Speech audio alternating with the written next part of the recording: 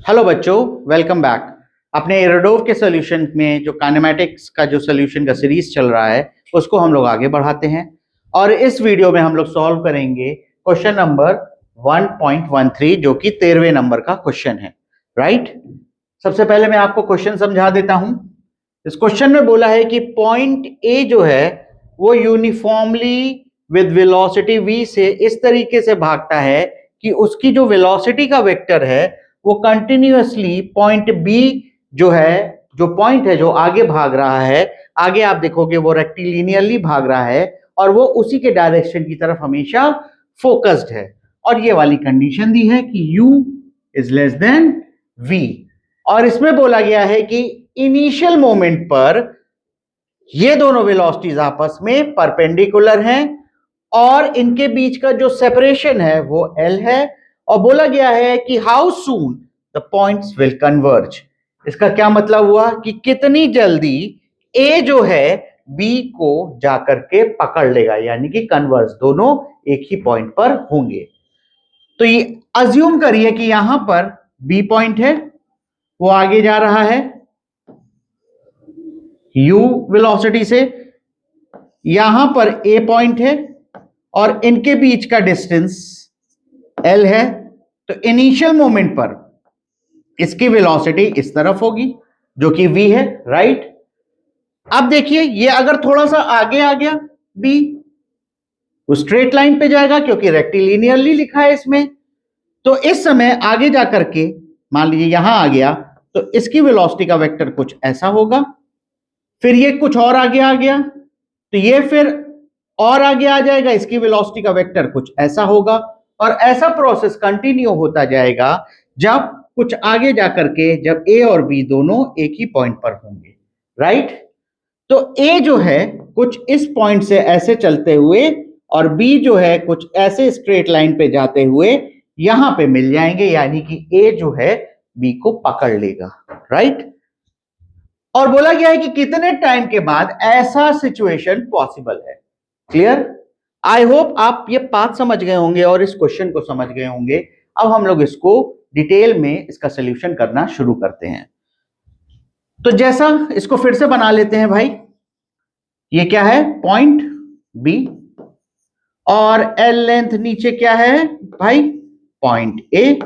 यहां पर इसकी वेलोसिटी u है और इनिशियल मोमेंट पर जो कि ये ऊपर की तरफ ही जाएगा क्योंकि b इसके ऊपर की तरफ है, तो ये दोनों वेलोसिटी आपस में परपेंडिकुलर होगी और दोनों के बीच जैसा क्वेश्चन में दिया हुआ है सेपरेशन l है। अब हम अज्यूम करते हैं आफ्टर टाइम t, कोई भी एक रैंडम टाइम लिया, आफ्टर टाइम t मान लो b जो है कुछ यहां पर है, इस वाली पाथ पर जाएगा तो उसका वेलोसिटी का वेक्टर कुछ इस डायरेक्शन में होगा। a मान लीजिए कुछ इस डायरेक्शन में होगा और उसकी वेलोसिटी का वेक्टर कुछ इस डायरेक्शन में होगा।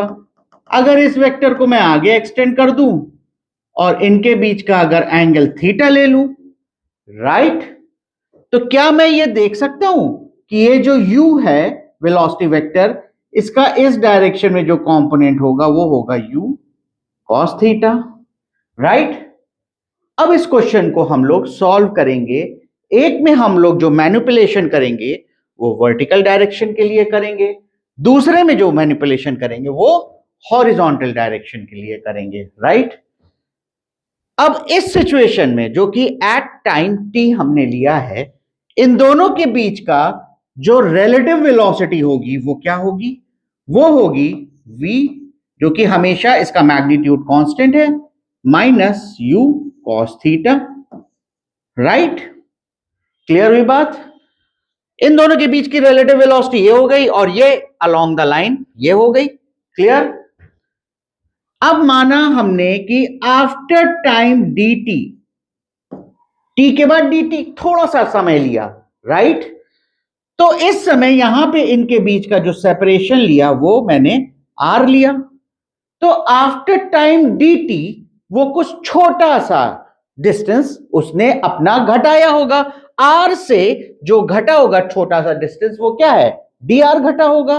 तो क्या मैं इसको ऐसे लिख सकता हूं? वो is equals to minus D R. Minus किस लिए लगाया मैंने, क्योंकि वो घट रहा है, और डी आर छोटा सा डिस्टेंस जो dt में हुआ है। आपको मालूम है स्पीड इनटू टाइम डिस्टेंस देता है, तो वहीं से ये वाला रिलेशन हमारा आया है, राइट।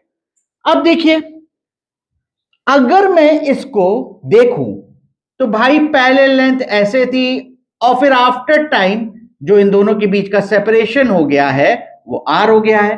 पहले सेपरेशन l था, फिर r हो गया है, और ऐसे होते होते होते होते होते जब दोनों मिल जाएंगे, दोनों के बीच का सेपरेशन क्या हो जाएगा, 0, तभी तो मिलेंगे वो। क्लियर। तो यहां पर देखिए, अगर मैं इसको इंटीग्रेट करूं, राइट, तो यहां पर लिख सकता हूं मैं at time t is equals to 0, क्योंकि ये dt से इंटीग्रेट हो रहा है। तो at time t is equals to 0, a यहां पर होगा, b यहां पर होगा, उनके बीच का जो सेपरेशन होगा वो क्या होगा, वो l होगा। लिख सकते हैं, अच्छी बात है। आई होप आपको समझ में आया होगा ये। क्लियर यहां तक। उसके बाद मैंने अज्यूम किया कि भाई आफ्टर कैपिटल टाइम t दोनों आपस में एक दूसरे को पकड़ लिए हैं। क्लियर, यानी कि कन्वर्ज हो गए हैं। तो यहां पर मैं लिख सकता हूं आफ्टर टाइम t उन दोनों के बीच का जो डिस्टेंस होगा वो क्या हो जाएगा, वो 0 हो जाएगा। क्लियर। चलिए इसको क्या मैं ऐसे लिख सकता हूं, फिर ये क्या हो जाएगा, 0 से t का इंटीग्रल v dt माइनस 0 से t का integral u cos theta dt is equals to, ये क्या हो जाएगा, dr आएगा, 0 माइनस l, तो क्या हो जाएगा माइनस l, और यहां पे माइनस पहले से है तो ये आ जाएगा l आपका। क्लियर। फिर इसको कैसे लिख सकते हैं, ये तो कांस्टेंट है, तो dt का इंटीग्रल क्या हो जाएगा, t ही आ जाएगा यहां पर, कैपिटल T। तो ये लिख सकते हैं हम vt माइनस u कांस्टेंट है मैग्नीट्यूड वाइज, तो ये क्या लिख सकते हैं, 0 से t का integral cos theta dt is equals to l। ये हो गई हमारी इक्वेशन 1। यहां तक बच्चों बात हमको समझ में आ गई कि हमने देखा कि वर्टिकल डायरेक्शन में जो सेपरेशन L थी वो इतने इस वाले रिलेशन को कुछ ये सेटिस्फाई किया है जब हमने इंटीग्रेशन किया है। क्लियर। अब बात यह है कि हमको एक और भी तो हमको यहां पे इक्वेशन बनानी पड़ेगी to solve this equation, right. यहां पे एक और भी चीज है, यहां पर आप देखिए cos थीटा दिया है, dt से इंटीग्रल है, लेकिन थीटा भी वेरिएबल है, राइट, और ये दोनों वेरिएबल है। यहां पर हमने देखा कि 0 से t का इंटीग्रल है, तो कुछ हमको एक और इक्वेशन बनानी होगी जिससे कि हम ये वाली वैल्यू कुछ इस पे कुछ मैनिपुलेट कर पाए और हम अपने अकॉर्डिंग आंसर ले आ पाए। वो कैसे होगी वो देखिए।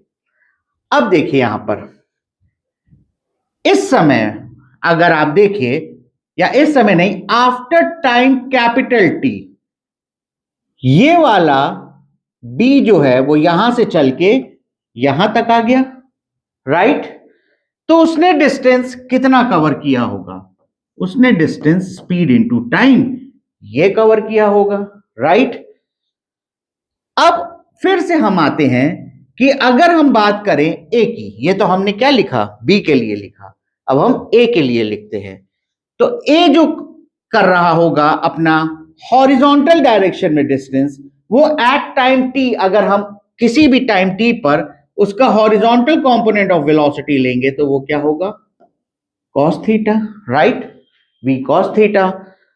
तो यहां पर हम लिख सकते हैं क्या कि v cos थीटा dt, और अगर मैंने इसको इंटीग्रेट कर दिया, यानी कि यहां से लेकर के यहां तक, कहां, यहां से 0 से लेकर के कैपिटल T तक, तो ये भी एक क्या देगा, डिस्टेंस देगा, स्पीड इनटू टाइम है। और क्या हॉरिजॉन्टल डायरेक्शन में जितनी लेंथ B ने कवर की है उतनी ही लेंथ फिर A ने भी कवर किया होगा। तो क्या मैं इन दोनों को इक्वेट कर सकता हूं, फिर से समझो इसको। आफ्टर टाइम T, जैसे मैंने ये वाली इक्वेशन बनाई, मैंने इस वाले कंपोनेंट को पहले इधर लिया था, ठीक है, लेकिन अब मैं क्या कर रहा हूं कि A की जो वेलोसिटी का वेक्टर है उसका कंपोनेंट ले रहा हूं हॉरिजॉन्टल डायरेक्शन में, और वो क्या हुआ, v cos क्या हुआ, थीटा। और फिर मैंने बोला कि कुछ भी लेंथ जो है, जो भी मान लीजिए ds, उसने कितने टाइम में कवर किया होगा, v, कॉस dt में, छोटी सी लेंथ छोटे से समय में, राइट। अब ये हॉरिजॉन्टल डायरेक्शन में उसने इतना कवर किया है। अब over the full time period, यानी कि 0 से t जब ये कन्वर्ज हो रहे हैं, उसको अगर मैं इंटीग्रेट करूंगा तो ये टोटल लेंथ के बराबर आएगा। और ये टोटल लेंथ किसके इक्वल होगा भाई? स्पीड इनटू टाइम, क्योंकि इसकी स्पीड कांस्टेंट है तो हम लेंथ को क्या लिख सकते हैं? Speed into time. ये मैंने वही काम किया है यहां पर। क्लियर? अब यहां पे क्या हो जाएगा? मैं अगर इसको इंटीग्रेट करूं, कर तो नहीं पाऊंगा क्योंकि यहां पर कॉस थीटा है और इंटीग्रल क्या है? यहां पर dt है। तो क्या मैं इसको ऐसे लिख सकता हूं? इसकी वैल्यू कुछ इस तरीके से एक्सट्रैक्ट कर पाऊंगा? मैं इसको इंटीग्रेट तो नहीं कर पाया क्योंकि यहां पे दो वेरिएबल हैं। आप देखिए थीटा भी चेंज हो रहा है और टाइम भी, राइट। तो यहां पर आप देखिए मैं इसको इंटीग्रेट नहीं कर पाया, लेकिन मैं इसकी वैल्यू फाइंड कर लिया हूं कुछ ट्रिक लगा करके, जो कि मैंने ये वाली ट्रिक यहां पर लगाई है, जो कि हमारी इक्वेशन 2 की तरह हम ट्रीट कर सकते हैं, राइट। अब यहां से जो वैल्यू आई है, क्या मैं इसको उठा के यहां पे पुट कर सकता हूं? Of course. यही वैल्यू तो हमको पहले क्या कर रही थी? रोक रही थी आगे बढ़ने में। तो अब अगर इसकी एग्जैक्ट वैल्यू हमें पता चल गई तो हम यहां पे पुट कर सकते हैं।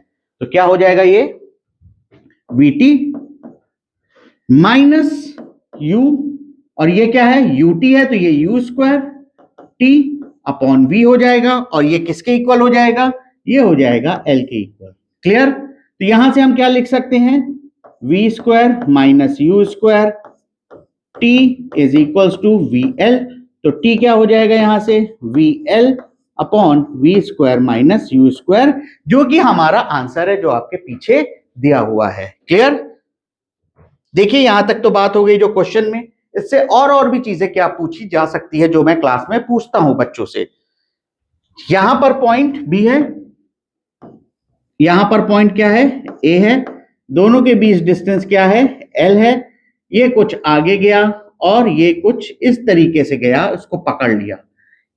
अब आपसे पूछा जाए कि यहां से यहां तक का डिस्टेंस जो B ने कवर किया वो कितना होगा? वो U इंटू टी होगा। ये भी पूछा जा सकता है। U आपको दिया है और T आपने निकाल दिया है, आप निकाल सकते हो। अगर आपसे पूछा जाए भाई डिस्प्लेसमेंट बताओ A का, तो वो ये यहां से यहां तक की वैल्यू होगी। ये आपका क्या हो जाएगा? राइट एंगल ट्राइंगल, जिसमें L आपको मालूम है, UT मालूम है, तो आप ये वाली भी लेंथ निकाल लोगे। यहां पे एक और प्रॉब्लम भी है, आपसे पूछी जा सकती है कि at t is equals to 0 क्या A के पास कोई सेंट्रीपिटल एक्सेलरेशन होगा? सोचो। बिल्कुल होगा, क्योंकि वो वेक्टर टर्न कर रहा है।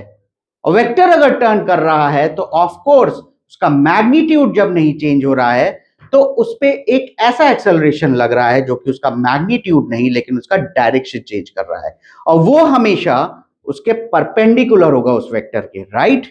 तो उसको इसलिए हम बोल सकते हैं यहां पे सेंट्रीपिटल एक्सेलरेशन भी यहां लगेगा। सोचना इस बात को, कमेंट करना कि अगर सेंट्रीपिटल एक्सेलरेशन हम at t is equals to 0 पे निकालना चाहें तो क्या ये आपका आ रहा है? कमेंट करके बताना कि आपका यही वैल्यू आ रही है, और यही आनी भी चाहिए, यही वैल्यू ऑफ सेंट्रीपिटल एक्सेलरेशन है। तो आई होप ये सोल्यूशन आपको समझ में आ गया होगा। लेकिन आपको मैं एक बात बता दूं, इस प्रॉब्लम का बहुत बड़ा इंपैक्ट है हमारी लाइफ में। आप यहां पे देखिए, आप हमेशा अपने को पॉइंट ए माना करो। क्यों? पॉइंट ए हमेशा अपनी टारगेट की तरफ क्या किया हुआ है? फोकस किया हुआ है। और जिंदगी में अगर आप हमेशा टारगेट की तरफ फोकस करोगे और यू की स्पीड से अपनी स्पीड को ज्यादा रखोगे, जो टारगेट है वो जो हिसाब से भाग रहा है उसकी स्पीड से अपनी स्पीड ज्यादा रखोगे, तो जाके उसको हमेशा पकड़ लोगे। तो जिंदगी में start behaving like point A.